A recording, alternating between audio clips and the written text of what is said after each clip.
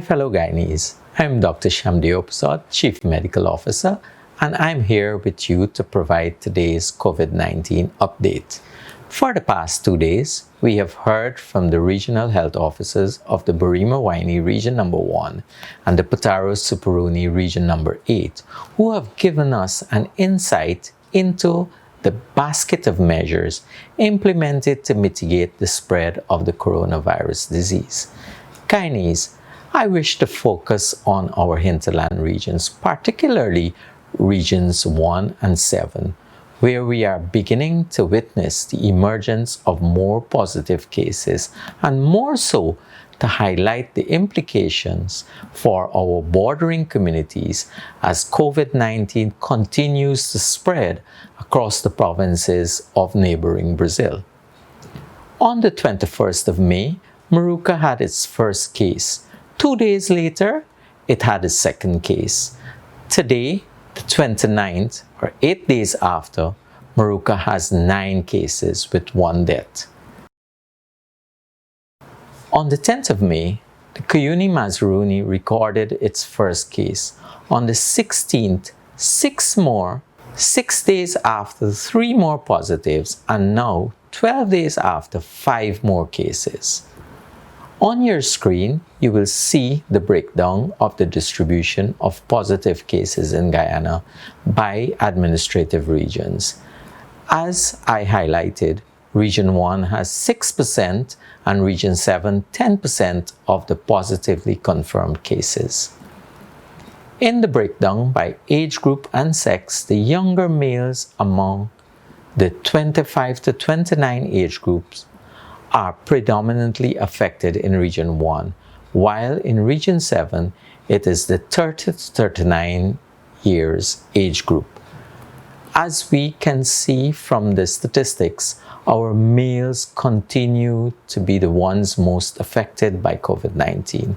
And contrary to popular Guyanese belief that COVID-19 is a virus that mainly affects the elderly, our statistics continue to show us that the young now constitute the most vulnerable. Where do we go from here? How do we deal with the challenge that are much more far-reaching than we originally anticipated?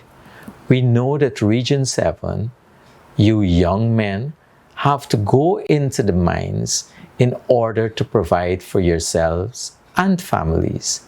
This doesn't mean that you do this at the detriment of those around you. If you practice social distancing, wear a mask, and you participate in sanitizing and washing your hands as often as you should, then it is guaranteed that the possibility of transmission will drop significantly. To those who are going home, you must look to the family that you are going home to, and all the people you interact with on the way.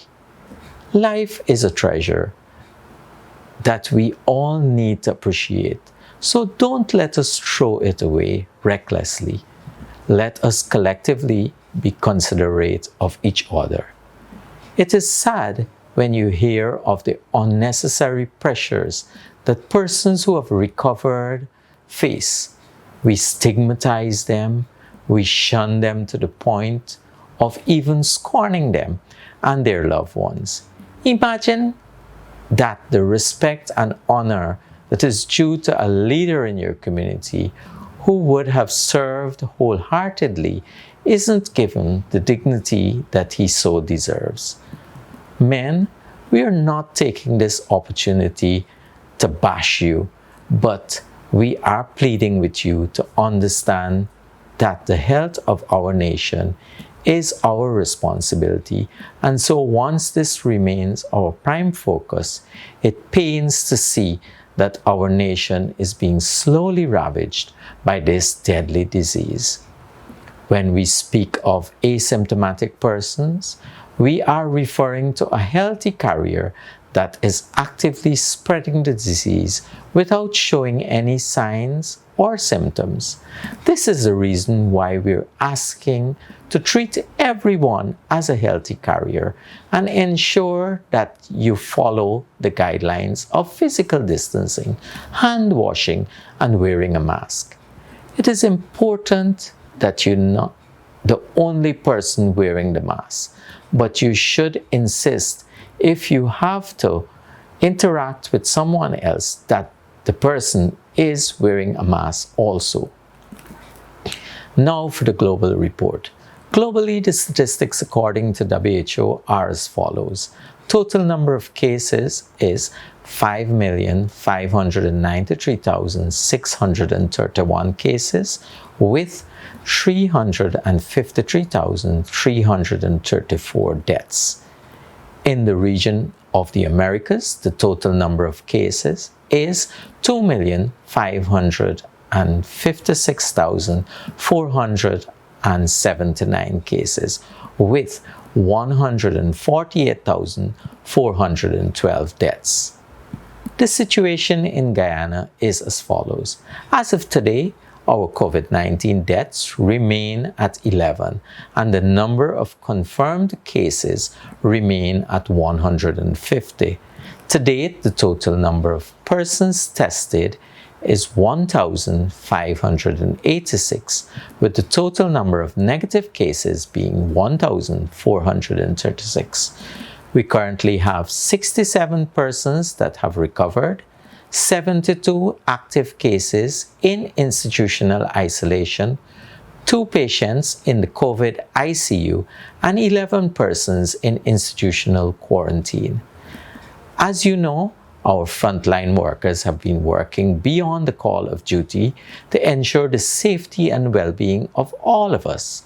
So please remember to tune in via eNetworks, The Voice of Guyana, and on Facebook on Sunday, the 31st of May, 2020, from 7:30 to 9 p.m. to a virtual concert, Standing Together, One Guyana, being hosted by the Pan American Health Organization Guyana office in collaboration with the Ministry of Public Health in solidarity with our frontline workers.